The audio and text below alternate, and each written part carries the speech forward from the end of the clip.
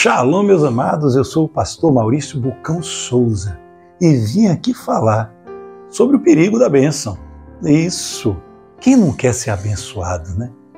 Muitas igrejas pregam um culto de bênção, um culto da prosperidade, e a gente vai lá para ser abençoado.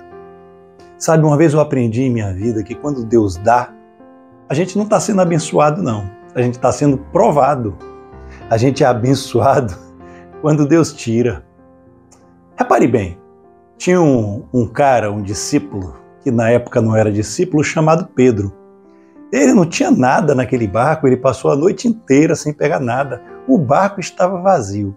E de repente Jesus chega na vida de Pedro, manda lançar as redes e o barco fica abarrotado de peixes, que quase afunda, precisou de outros barcos para carregar tanto peixe. Jesus deu uma abundância, uma riqueza tamanha.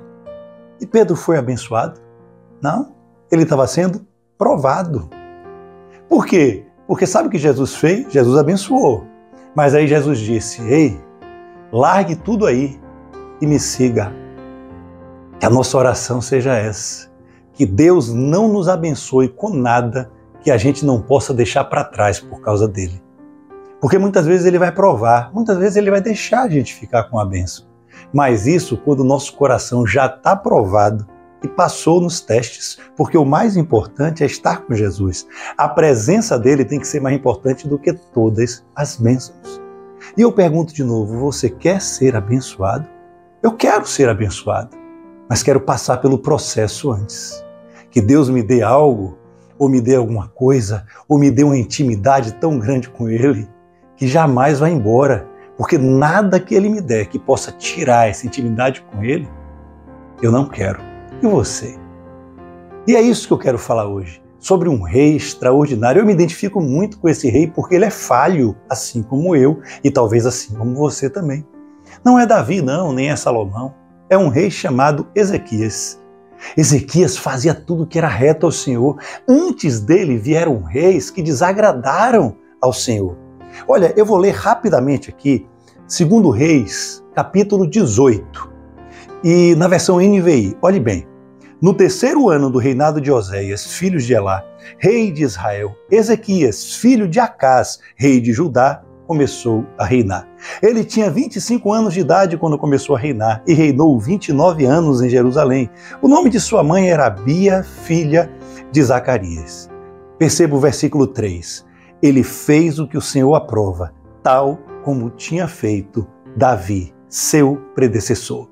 Aí vai contar em diante que ele removeu altares idólatras, quebrou colunas, derrubou postes ídolos sagrados, despedaçou a serpente de bronze que Moisés tinha feito porque o povo começou a prestar homenagem, a acender incenso.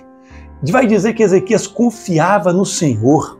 Ezequias agradava o Senhor, gente. Aos 25 anos de idade, o Senhor vai dizer para ele que ele se agradava de Ezequias. Sabe que interessante ele fez? Olha bem, você se lembra na arca que uma pessoa foi lá, fora do propósito, fora da lei de Deus, foi tocar na arca e morreu fulminado porque Deus exterminou, porque aquela pessoa não podia, só os sacerdotes, só os levitas poderiam carregar a arca. E Ezequias, gente, fez algo fora da lei e agradou ao Senhor. Porque ele entendia a graça, Deus sonda o coração da gente.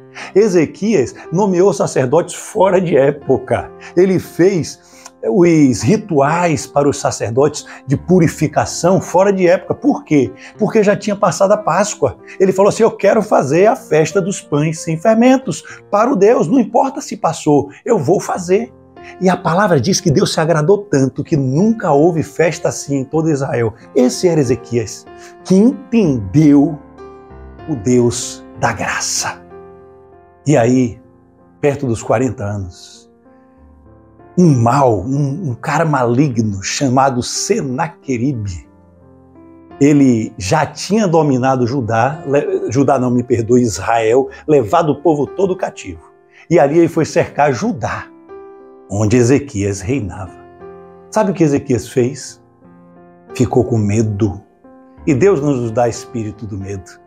Gente, ele ficou com medo, ele nem comentou nada com o Senhor, ele nem orou ao Senhor. Aquele cara que era reto, que derrubou o postes ídolos, que foi tudo isso, ficou com medo de Satanás, ficou com medo do inimigo, porque Senaqueribe ali era a personificação do maligno de Satanás, do diabo.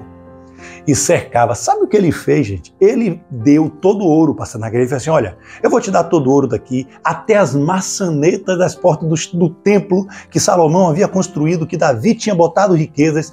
Ele entregou tudo na mão do inimigo. Ele não consultou o Senhor. Isso desagrada demais a Deus. A gente fazer as coisas e Deus ser o último plano, gente. Mas como todo inimigo, ele mentiu. Senaqueribe voltou depois de alguns anos. Quando ele volta, Ezequias agora não tinha nada. Eita, meu Deus, lembra que eu falei de Pedro? Às vezes Deus vai te deixar sem nada. Às vezes essa tribulação que você está passando aí, esse deserto tremendo que você está passando, é Deus sacudindo você para você não ter mais para onde recorrer e você olhar a Ele, você pedir socorro a Ele, você voltar a ter intimidade com Ele. É isso que aconteceu com Ezequias. Deus permitiu que ele não tivesse mais nada, ele não tinha mais com o que negociar. Então ele se voltou ao Senhor. Eita, meu Deus, Deus é lindo. Por isso, gente, que a bênção muitas vezes pode ser uma maldição, mas o deserto é local de intimidade com Deus. E por isso ele permite, porque mais vale essa intimidade do que qualquer riqueza. E aí Ezequias dessa vez mudou de atitude, quando ele cercou, dizendo, quem é seu Deus? Seu Deus é isso, não vai fazer nada. E, gente, ele ficou tão injuriado, mas ele fez assim, já sei o que eu vou fazer. Ele virou para o Senhor Deus, eu vou falar das minhas palavras, ele disse assim, como a gente fala hoje em dia, olha o que ele está falando de ti aí, eu não ia deixar assim não. Senhor, veja o que ele está falando, injúrias a seu respeito. Olha aqui, Senhor, olha o que ele está falando contra o seu povo. Aí Deus manda um anjo, gente. Um anjo, um só, e exterminou todo o exército assírio. Deus exterminou tudo. E Ezequias estava vitorioso. Ezequias estava se tornando rico de novo, ele estava em paz, ele ganhou todas as guerras, ele tinha Deus do seu lado. Mas tem um versículo que fala assim, você que pensa estar de pé, tome cuidado para que não caia. Todo dia dependa de Deus, não dependa de si mesmo, não. Davi, ele assassinou Urias, ele dormiu com a mulher de Urias e Deus não teve problema de perdoá-lo rapidamente. Teve consequências, obviamente, mas Deus perdoou.